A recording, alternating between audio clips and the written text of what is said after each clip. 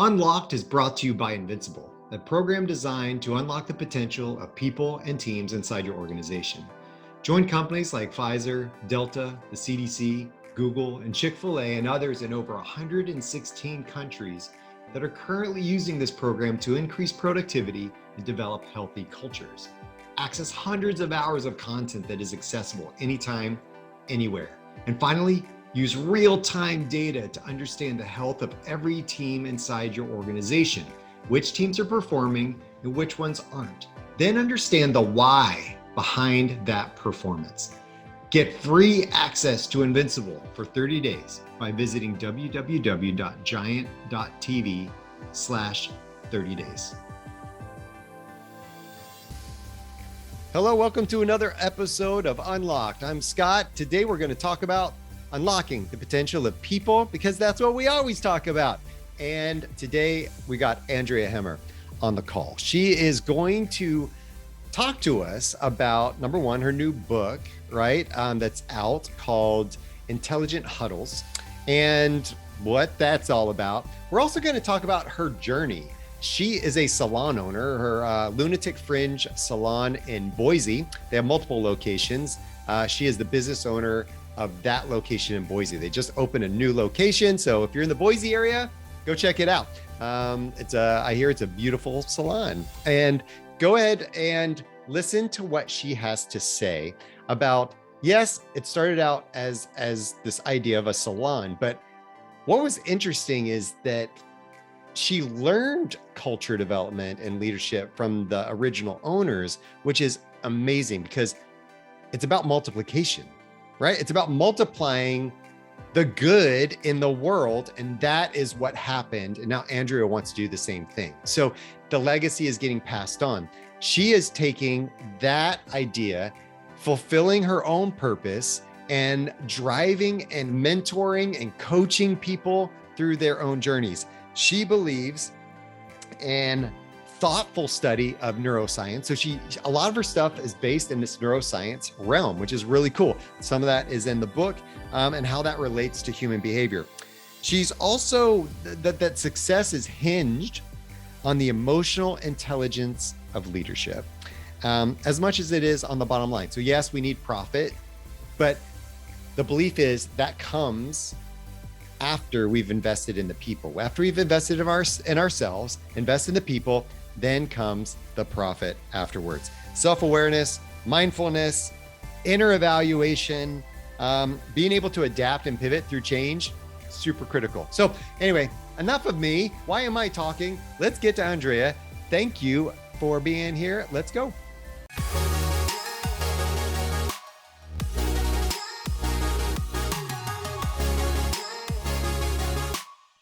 Andrea, it is awesome to have you. We have been on fire so far with our little pre-interview chat here, and I'm excited for everybody to meet you. Oh my gosh. Well, thank you so much for having me. I'm just so grateful to continue to meet really like-minded people like yourself. And like you just said, this has been so fun, just, getting on the call before this moment and already seeing how much we can just, flow together. So I'm excited to see where this is going to go today. Yep. Let's flow. Let's do it. Okay, Here we go. So let's start out. I want to talk. So we're going to kind of step into this thing because you're kind of complicated.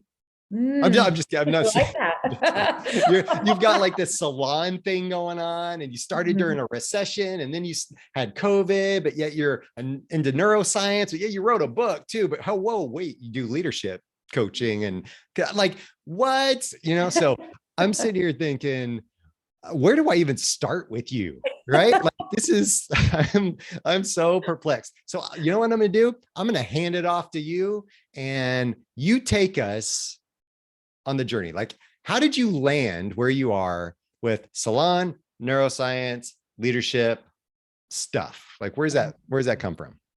Well, goodness, this is going to be something that please feel free to even kind of interrupt if I go somewhere and you're like, well, come back, because there's a story here. And, I started in this industry of hair back in 2000, and it was one that has took me on a journey that I could not have predicted. I remember being at this place and thinking, I just want to do hair. I just want to go in, I want to do my thing, and I just want to go home. I just felt like that was like the free nature of being this hairdresser and getting to dress cool. And, and little did I know where this door was taking me to. So my husband and I, we opened up our first, and it's the only Lunatic Fringe salon that we have here in Boise. So I came from Utah, and I started with the company in their first team culture environment, which was really something I knew I was attracted to. I love being a part of a team, and there's a lot of different ways you can do our industry. The two I think that people are the most familiar with are commission-based pay or booth rent. And I just wanted to be part of something bigger than myself. And this company really, opened my eyes to that. I was starting to work under really great leaders. I got my first business coach when I was 22 years old because the company had provided it. So it was like, it's a very, and still is, innovative company where it was starting to expose me to a lot of neat things at a very young age. And I knew when we were getting ready to move to Boise, because my husband's family is from here, that I could leave my friends, I could leave my family. But the one thing I couldn't leave was this culture. Like, it was something that really, I felt something inside me that I'd never felt before, having that like-minded people surrounding me and allowing me to really, show up in my own, I think I would have to say, my most authentic way. And so there was just so much about this that I wanted to make sure that we continue it into the next place that we were going to be moving to, which was here in Idaho. And so we set out to do this. And, it takes time before you open a business. So you don't just wake up one day and then the next day it's there. I mean, it takes a lot of hard work to get all the things in motion to really have that opening day. And unfortunately, the time, I think it's almost fortunately as well, is, it was during a time that a lot of the listeners can relate to. In 2008, it was what some would compare to the Great Recession. So here, my husband and I, the only visionaries that were coming into the state of Idaho to open up this upscale salon in a time that was really trying for people financially. And it taught me a lot. It taught me that I was on the right path because I was following my passion. And I feel like if I learned anything, I'd heard this saying from one of my mentors: if you follow your passion, the money will come, the financial gains will come. And if you do that the opposite, if you're always following money, you're going to lose your passion. And I was tested in that moment and realized that, it was my passion that was leading me. Because I remember telling my husband at one point, I don't even think we have $1 in our bank accounts, but I've never felt so rich in my life. And I think that was one of those pivotal moments in my life, to just know that there's nowhere else to go but up. And, then fast forward to what we just all came through, which was another really trying time. And as people, it was trying, as business owners, as it was trying as leaders. I mean, as everybody collectively was really having, a hard time processing what was happening around them, and being again in that role of starting to wonder, like, how do I continue to move forward, knowing that I have the livelihood of these people that I care as much as I would my family, my intimate family, making sure that I can lead them through this. And there were so many lessons. I remember thinking back, it's like, through this destruction, there is going to be this rebirth, this opening of new opportunities. And they're there if you continue to search for them. If you put your focus there, the energy will flow there. And that was something that, again, I learned, coming into this place of being a business owner, being a leader, that those challenging times, they're coming. I mean, we were made for them. And I think if you're in that place of really loving what you do and who you do it with, you'll find your way through them with a lot more ease. So that's how I got into, the business side of things and coming into the salon ownership world. And through that time, it's interesting. Something that I think I've gotten more clarity around lately is, there's a thing that with business owners, it's like people that love to be, they're like going to be a business owner. It's like, I want to own my own business. I just want, to have all the responsibilities and everything that comes with that. And then there's people that really go into like wanting to be a leader. Like they go on this path of wanting to be a leader. And I've seen that a blind spot when I work with some of my coaching clients that, if they go for that business side, if they don't develop the leadership side, there's a lot of challenges in the business. And if you're in that place of having, this desire to be a leader, you have to make sure that you also have that quality of wanting to understand, the key key performance metrics of the business. Like they both have to come together, I believe, to have a lot of success and fulfillment. And what I'm so grateful that I know now about myself is I was on this path of wanting to be a leader. Like I love leadership. I love working with leaders. I love understanding the way people work and having that as a part of me. Then I got introduced to conversational intelligence, which was created by Judith Glaser, who is, the late Judith Glaser, I should say. She passed away, unfortunately, during my certification. And she was a wordsmith, and she was an anthropologist and an archaeologist and a scientist. And she had this passion to want to understand people and what happens when we exchange our words with another person. Why is it that sometimes we have conversations where we just bond and feel connected? And why is it that sometimes we have them and we feel like we just want to be like, running away from that person, and there's just a disconnect? And so she started to understand neuroscience. She wanted to get in to understand the way the mind worked. And then she developed this program called Conversational Intelligence. And it's centered around the neuroscience, the way the mind works and what happens in our bodies when we exchange words, how to build trust. And so that's where the neuroscience came into my journey, was, just on this path of having some really great coaches around myself. My coach, Lynn Christian, was part of this and was certified in this as well. And so she was someone that had introduced me to it. Wow, that's cool. Mhm.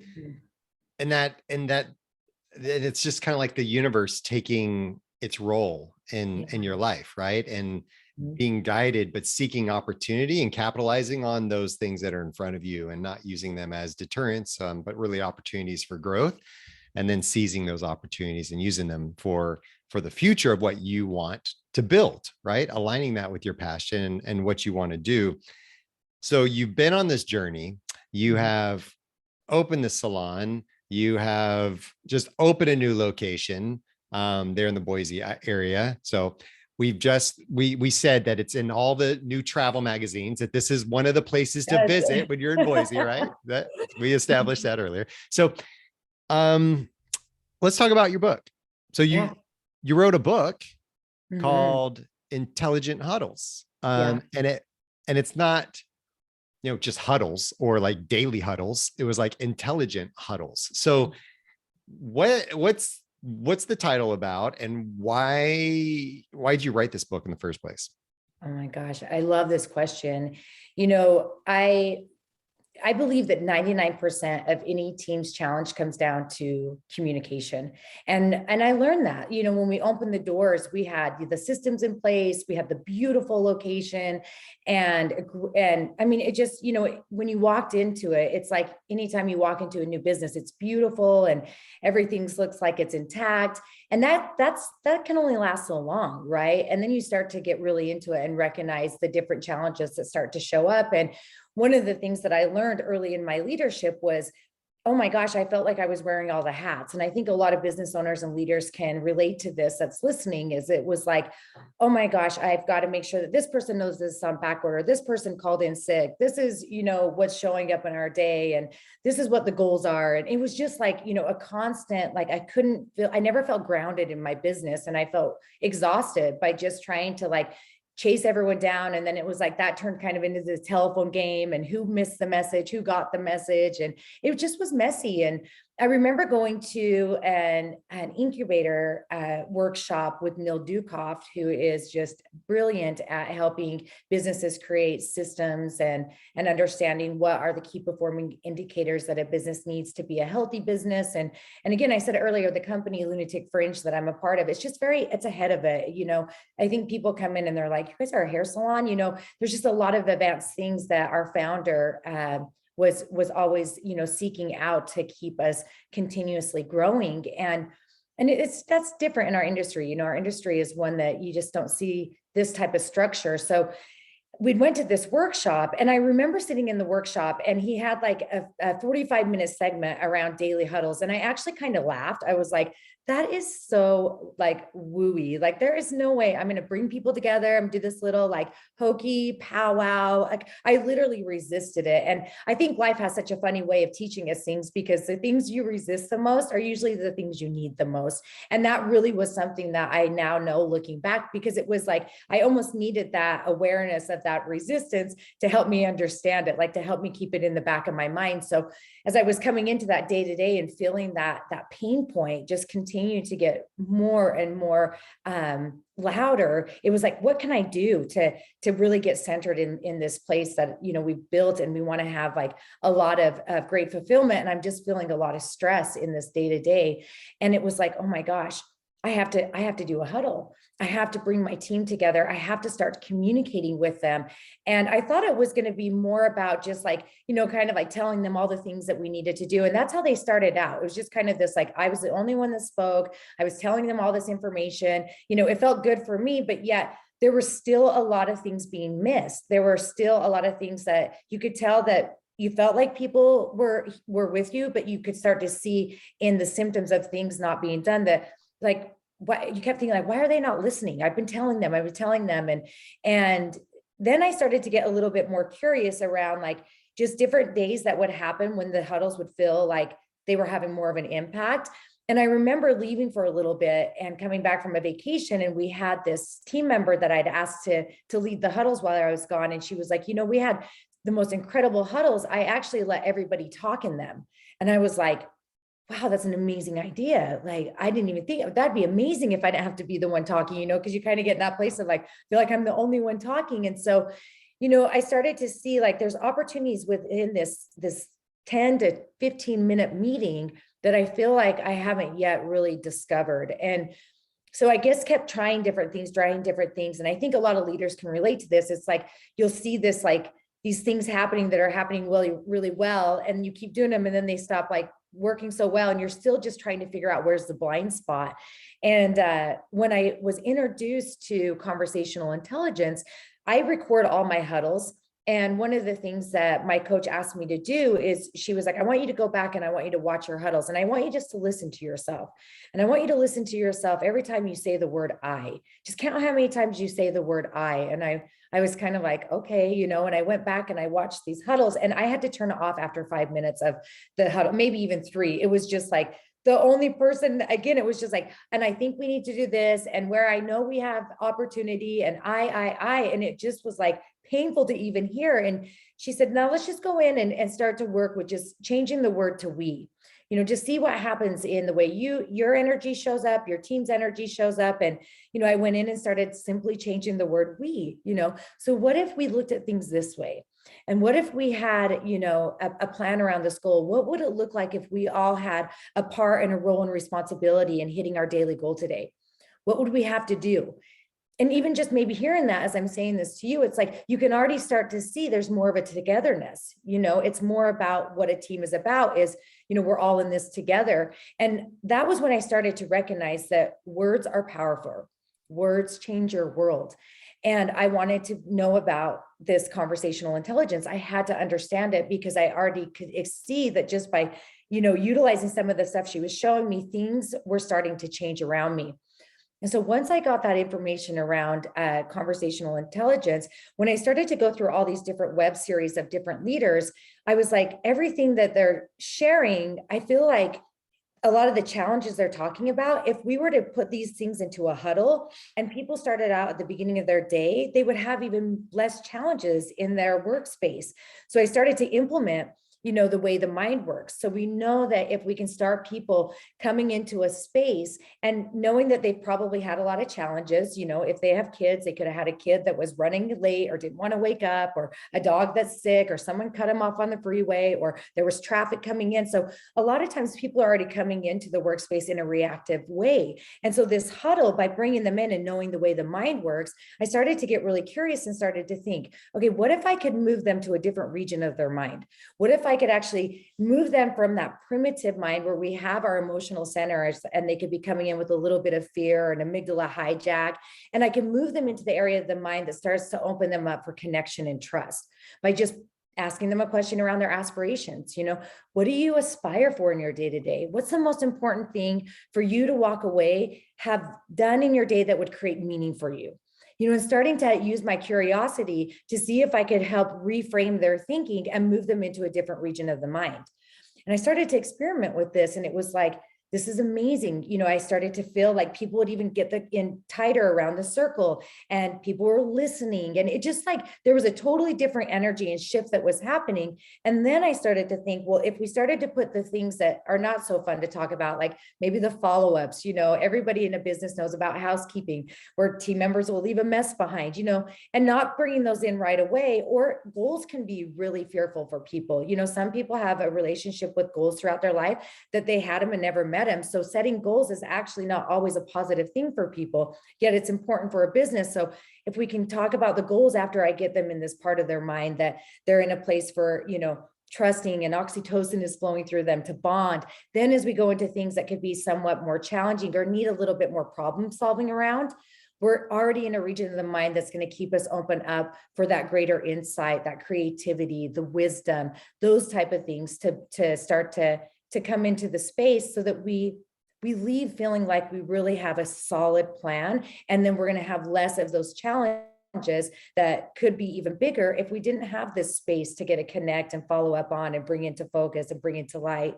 So that's why I had to write the book, is it was like, I know the challenges because I was on all these webinars, and I've been working with leaders and CEOs and direct reports of CEOs. And it was like, oh my gosh, if they had huddles and they really had a way to get through that mental block of like, what do I say in them? What do I do? I've been doing it. My team's not engaged. And it's like, if I can just like bring them a tool that could help them start to become more inspired and have that same energy that I started to notice shift, the workplace is going to be healthier, which is going to make the world healthier. I mean, there's always like a bigger thing to all of this, but we spend so much time in our work. And if we can have healthier environments that really are cultivating psychological safety, and people are feeling good in the places that they work, and they feel like they can express themselves, and they feel like they're being acknowledged, celebrated, and they get to be part of problem solving. It's like, my gosh, imagine what they take home to their families, right? Yeah, I know. And it's because it's all combined, right? And we talk about staying healthy as an individual, so that, and it all starts with you and it ripples outward, right? Staying healthy as an individual is going to help you have a great relationship with your family, which will then pour over into your team, organization, and your community ultimately. And so having that healthiness is really, really important for us as leaders, to understand what we're trying to do, what we're trying to accomplish, and what keeps us healthy, right? Being really self-aware is really, really important. And I know that you're a believer in that as well. Having that self-awareness component is so critical, and where it all starts is the foundation. So that goes into, how do we communicate? Well, we communicate well. And what's the point of communication? Communication is there to help us build better relationships of trust, so that we can be better aligned as an organization. Therefore, we can execute well. And then at the end of the day, profit comes.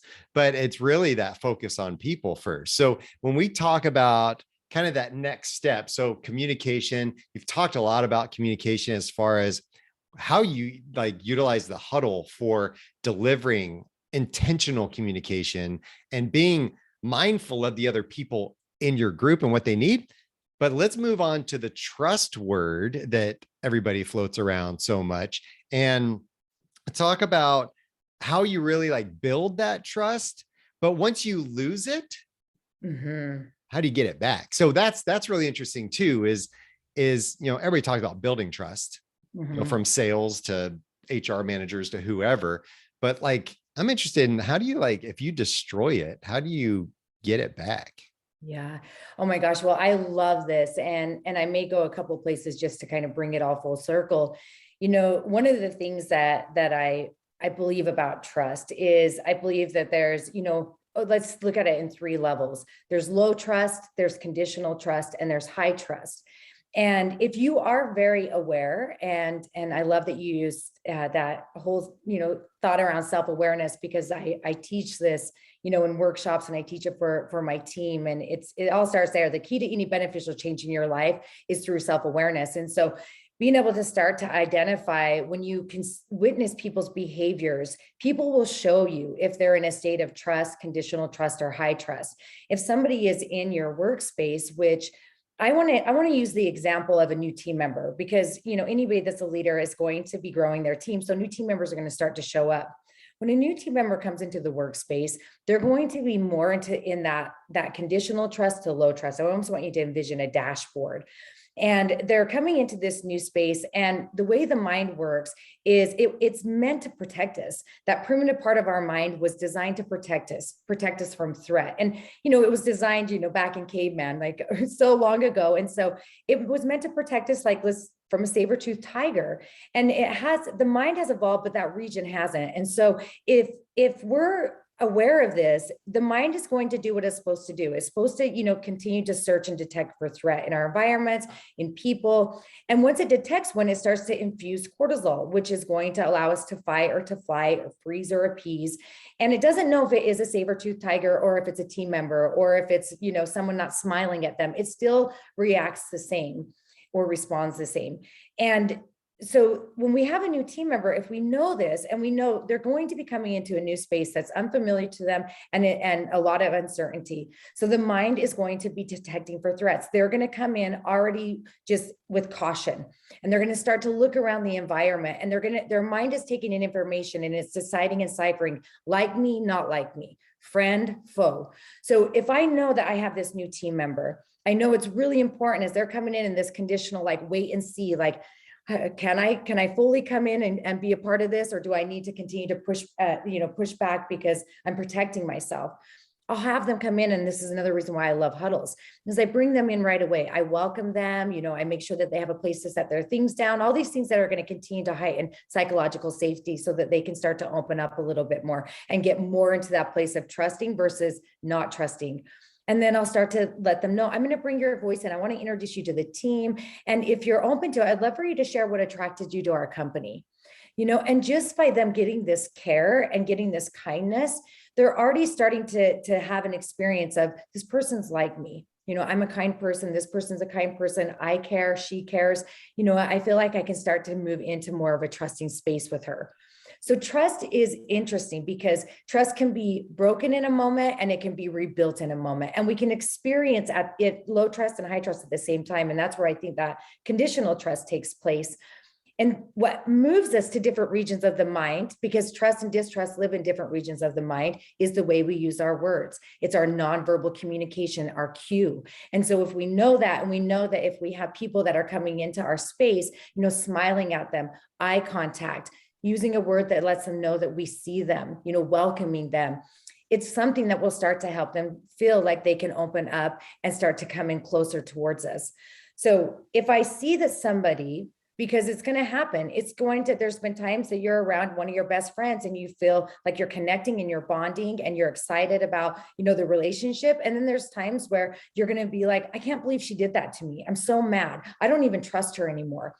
And you can see in our lives, we've moved back and forth through it, even with the people that are the closest to us. And so if you can identify those behaviors, if I notice that somebody is withholding information, in a huddle, if their heads are down, their arms closed, they're short answered, or they're criticizing the things that are being said, they're judging, they want to dictate. Those are behaviors that I can tell they're in a place of low trust. And so that's an opportunity for me to be able to start to pull their voice in. Help me understand what's happening for you right now.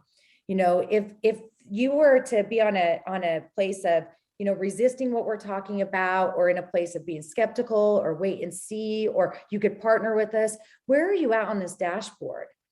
And, they can come in and now have a chance to express themselves. I'm feeling very skeptical. Well, what would you need to know more about to get closer to partnering with us? What can I help provide you with, or how can I support you the very most right now? And let them talk. And so it's all about the way that we use our words, being able to first have that awareness and identify, where is this person? I had an experience yesterday with a team member, and I could tell there was a disconnect. I could just see that something, like she was a little bit more closed, a little bit more territorial. That's a low trusting behavior where they're just, wanting to kind of be, separated from the group. And how often do leaders just ignore those signals that are being put off? And that could turn into something, much greater. And I wanted to make sure, because the relationship, I meet with my team every other week, most of them once a week, every day in the huddles, one-on-one once a week or every other week. And that relationship is so important, so that when you see these behaviors that show up, you can go in and have a conversation. And I went in and I asked her, I was like, how are you doing today? Is there anything that I can support you with? Or, how's your mood? And she's like, oh my gosh, I've been meaning to talk to you. I just haven't been sleeping. And I feel like I've been a little bit quieter, and I haven't been able to help the team out as much. And I'm just, I don't know. I just am trying to just be here and do as much as I can with the energy that I had. And it was like, you know what, how can we support you right now? Because that has to be frustrating. And all of a sudden, her whole energy shifts. Like, you could tell a weight came off her. And so it's just in those moments, where you can start to see people that are in a place of low trust, and it can be within themselves, not trusting they can be there for the team and being out of a conversation there, or that something happened where, maybe they took a cue from somebody that made them feel like they don't care, being able to like pick up on that and work with it and move in the direction that you want to move in. Or you can see people that are in high trust, that they're laughing and they're smiling and they're wanting to, participate, and they're giving you their greatest ideas, and creativity showing up, and innovation and co-creation. It's like, this person's in a high trust with me. Like, they're with me. And so I think it's just, awareness first, but there's those different layers. And I feel like if you know how to identify them and use your words to help people really move to that different area of their mind, so they can start to partner with you, things start to happen different in your culture. Things start to happen different in your life and in your business. Yeah, that's really powerful to understand. To be able to read other people is a gift, right? And I think that we're so stuck in self-preservation sometimes.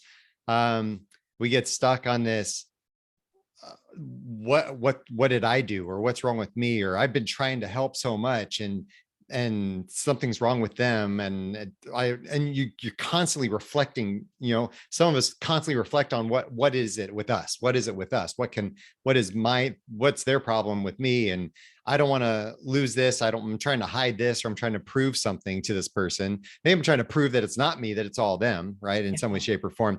And being aware of just moving from critique to curiosity is a phrase I use a lot. And I love that when you said that earlier, it's like being curious opened up this whole intelligent huddles idea to you, right? It's like being curious about the other people in my group and what they're feeling, what they're sensing, and what's going on in their life. Because you know what? It is it's not interchangeable. It's like life and work are here. And if they're impacted at work, there's probably something going on in their personal life that is impacting them, right? And how can we help them stay as healthy as possible? So as I consider a quality, right, of a successful leader is having that ability to seek to understand others, right? To seek to understand others, and to be mindful that not everybody thinks like you, and that it's not always about you, that, sometimes it's the other people. So having that intuition is what I've seen great leaders have. So what do you think about successful leaders and that you've worked with, or that you've seen, or that you've worked for? What is a unique quality that they bring to the table in your book? I think the greatest leaders are influencers, and they are able to influence greatness out of the people that they're leading. They're developing their people, just like you said, at personal and professional, they all come together. So they're developing them not just in the professional ways, but they're really letting them know that they care for them as people. So let's start to develop, the personal side of you, which is, understanding your habits at home. What are the healthy habits you have that are actually getting you closer to your big dreams and aspirations? And what are the competing behaviors that you have, but really wanting to get to know their people. And I really think that to be an influencer, I think, we've talked about mindfulness. I think it's so important to have mindfulness practices and a way for you to, when no one is watching, to be able to have the tools that can keep you grounded and keep you centered, so that when you do have these team members that are coming up that are facing challenges, that you're strong enough and have the bandwidth and the stamina to even influence them in those times, and that influencing can just be that you're calm and cool and collective, and that you can hear them and you're not reacting because they're reacting. And so I do believe that those are the greatest qualities. There's one of the things that I want to share and I want to give people around trust, because I think the greatest leaders are also trustworthy. And I've talked about communication and how important it is to know how to use your words to continue to develop trust. As a leader, you have to have the ability to start to build that relationship right away, because when people join your team, they don't trust you. They don't know you, right? And then as they get further onto your team, the organization is going to start to make changes. And there's going to be people that are really on board with those changes. And there's going to be people that resist them, because change is hard for people. Even though it's the most constant thing in life, it's hard for people. And so you have to have the ability to keep the whole team trusting you through the good, the bad, the, not so good, whatever. There's going to be those times, and they happen all throughout your journey. And one of my favorite tools, and I wanted to make sure that I give, the listeners something that I see so much power in. And, I had 3 leaders that I worked with on, today is third, so it was Wednesday, that called me. And usually with my coaching clients, it's like, hey, this is a conversation that I'm needing to have. Can we deconstruct it together? Can you help me just, understand? I just want to make sure that I have someone to talk about this, or what suggestions you would have. And it comes back to this tool I always share with them. It's called the trust model. And it was created by Judith Glaser. And it's so powerful. So it's an acronym. And the T stands for transparency. The R stands for relationship, the U for understanding, the S for shared success, and the T for test assumptions. So I want to give you an example of what this would look like. So let's say I have to have a really difficult conversation with a team member. The first thing that I'll let this team member know is I want to be, I'll ask if they have some time that we can set up, because every conversation happens in time and space. And that's important. That was a lesson I learned really hard. You can't just pull somebody and hope to have that conversation if you haven't primed their thinking of, hey, I need to have a conversation with you. Can we set this up, in the next 24 hours if it's really urgent? So they can, be ready for it as well. But the way I'll start a conversation off is I'll let them know, hey, I want to be completely transparent with you in this conversation. I want us to have a way of being really honest with one another. And this is important because I value your relationship. Your relationship is something that I truly, I want to continue to cultivate it in healthy ways. I want us to also have a way to understand each other. I want to stand underneath your reality and know what's happening for you right now. And then I want to know, what does mutual success look like as we move out of this conversation? How can we really have shared success and move in the same direction that's going to support each other's needs? And the one thing I want us to make sure that we do together is I want to test assumptions. I hold assumptions around this situation. Our mind they're movie makers. And so my mind's been making up some movies, and I don't want to take these assumptions to anyone else. I want to test them with you if I can. That's how honest I want us to be together. And you with me, whatever assumptions that you may hold around this situation, let's take a moment and explore those so that we can really leave having the facts. And that's how I'll use the trust model. And it works all the time. I mean, it's such a beautiful roadmap on how to really move through, how to facilitate, how to prepare. It gives you all the tools you need to have what some people call a difficult conversation. I call them growth experiences. It really does give you growth. So what's the acronym? So transparency, relationship, understanding, shared success, and test assumptions. Okay. Really cool. Love it. Love it. Love it. That's good.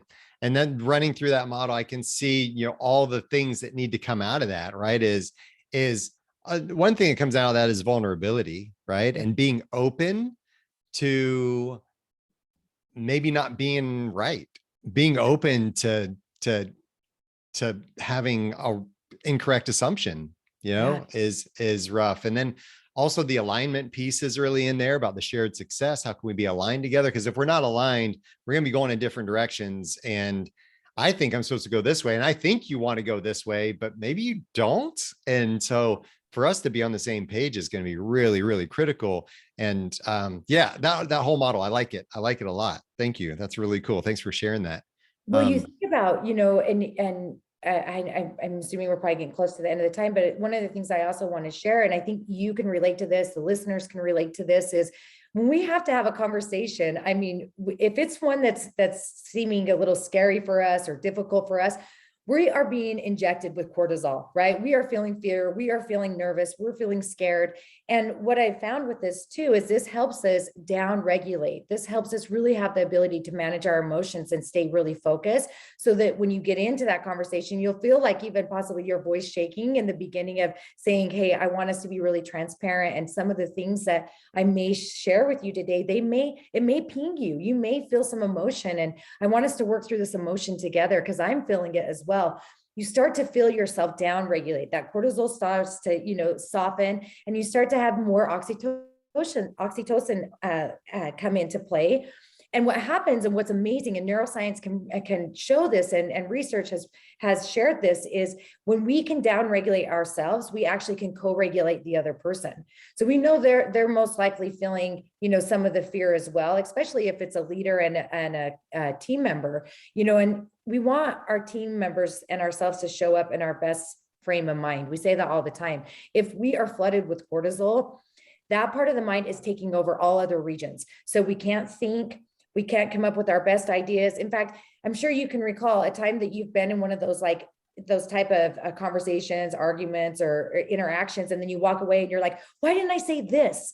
Gosh, why didn't I say this? And it's like, because that region of your mind wasn't able to be firing and wiring. I mean, you were having an amygdala hijack, and that shut down all the other functions of the region of the mind. Once that cortisol starts to be regulated, then you can start to move to different regions of your mind. And so this is what we have to know as leaders. That's why I say the best leaders know the way the mind works, is because you can start to see when that shows up. That's a low trusting behavior when people can't talk, they can't even form their sentences, being able to say, hey, let's take a time out. Let's maybe take a pause and take some deep breaths, maybe take ourselves out of this situation. And then we can come back in, and we can pick back up on what's the most important, and you can go back through that trust model. But there's a power in knowing that when we get, regulated up with that cortisol, we actually have the ability to down regulate it with the way we choose our words. And then also the ability to co-regulate the person in front of us so that we can have the best outcome. Oh, so good. Thank you. Thank you for that. I'm getting a lot into the chemical stuff right now too. It's just, and how it leads, how we lead, and how it leads our corporations in an environment that we're in, this dopamine filled environment that we all live in, which doesn't last. It's not a long lasting strategy. It's a short-term way to fix something quickly or to get a quick win, and then it does damage for the long term. But I love this idea of the cortisol coming in and clouding our judgment really well. And how do you recognize it and then manage it in a way that helps build trust?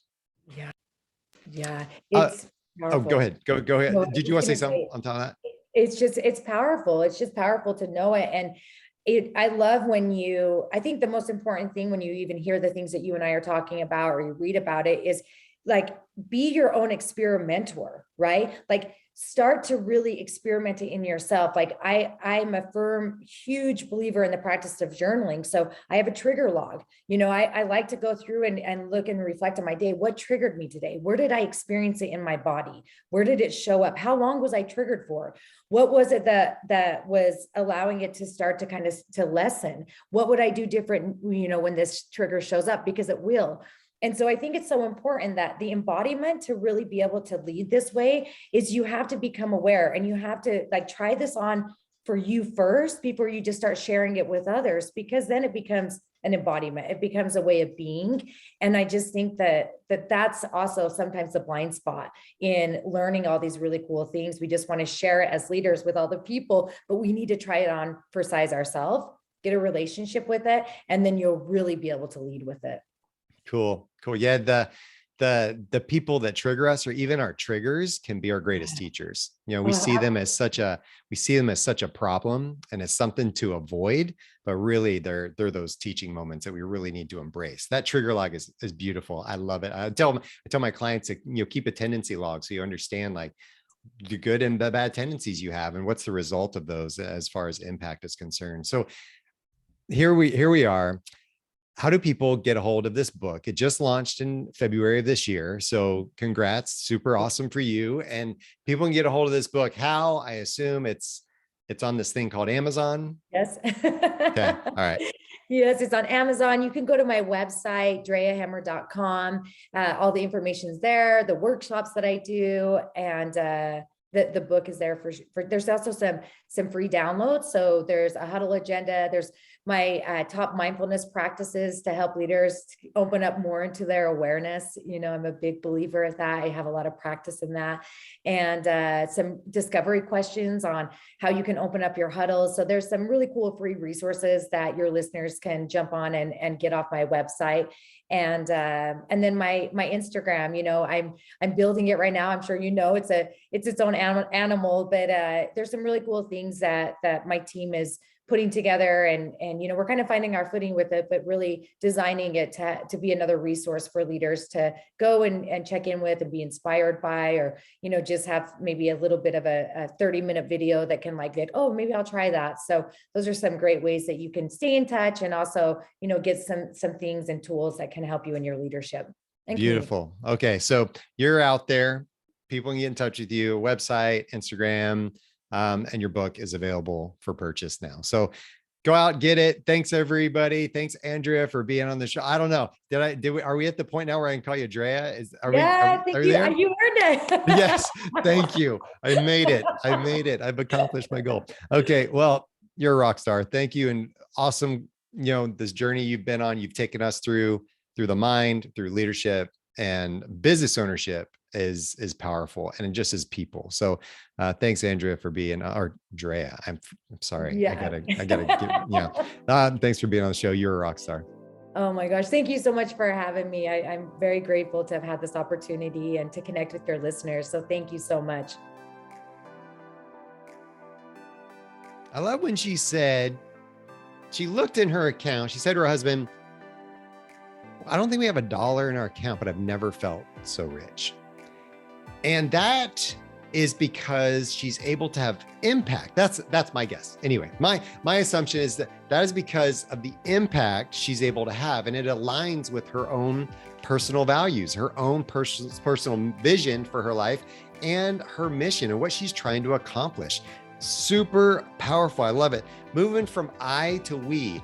And that's just a small change. And I think that, if we evaluated how often we talk about I within the realm of a meeting, of group of other people, that we would be surprised.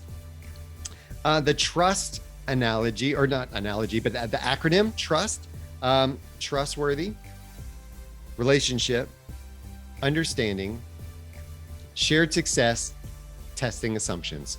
How can we use that framework to have that next conversation that, as Andrea says, is not about, it's not necessarily has to be a difficult conversation. It's a challenge, right? It's something that we can grow from. It's a growth opportunity. And if we seize it as that, if our mindset shifts from, oh no, gotta have this conversation, it's gonna be hard, it's gonna be really tough, right? Then, as Andrea talks about, right? Cortisol, fear, anxiety, all those things start to take over, and we can't think clearly. If we're able to shift our mindset to, hey, there's a great opportunity here. Yeah, it's not going to be comfortable, but there is an opportunity for us to grow, for us to understand each other and get on the same page and put this other stuff behind us and move forward together. That's an opportunity. Our mind shifts more into building trust, building alignment, and how we can move forward. So super, super great. And she talks about if we can deregulate, if we can regulate ourselves, we'll be able to help regulate others. And again, that's leadership. That's knowledge, that's self-awareness. How do we take that upon ourselves in order to help others grow? Great stuff. I love it. I love it. Not only in business, but in life. So that's good. I'm going to use that with my kids, because we see it all the time with our kids, right? It's like, we're up here, they get up here, and then it's in pure chaos. So thank you, Andrea, for being on the show. Everybody go out and get a copy of her book, Intelligent Huddles. And if y'all want to find out more about me, you can visit skotwaldron.com, and you'll find out more about how I help develop teams and leaders in our society, empower them with those tools and opportunities to grow. And if you want to find out more about this type of show stuff, you can go there. You can go on YouTube, like, subscribe, comment. You can visit me on LinkedIn, connect with me there. I would love to. All right, everybody, this has been a good one. I'll see you next time on another episode of Unlocked.